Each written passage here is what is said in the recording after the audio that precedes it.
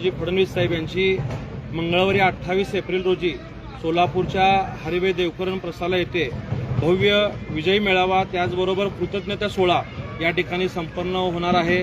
मी प्रथमतः सर्व सोलापूरवासियांना विनंती करतो की मुख्यमंत्री साहेबांच्या माध्यमातून सोलापूरच्या पाणी पुरवठा योजनेला मंजुरी मिळालेली आहे। IT पार्कच्या जागेचा GR निघालेला आहे।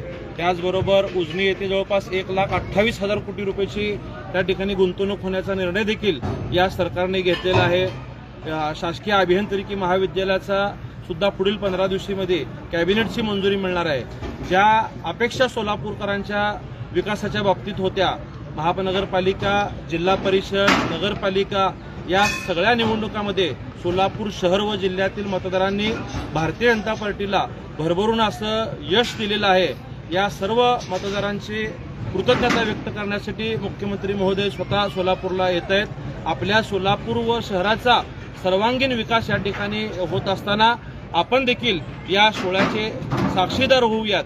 त्यासाठी मी सर्व भारतीय जनता पार्टीचे पदाधिकारी, कार्यकर्त्यांसमवेत सर्व शहर जिल्हावासियांना विनंती करतो की आपण सर्वांनी या कार्यक्रमाला उपस्थित राहावे। मंगळवारी दुपारी 12 वाजता हा सोहळा या ठिकाणी संपन्न होणार आहे।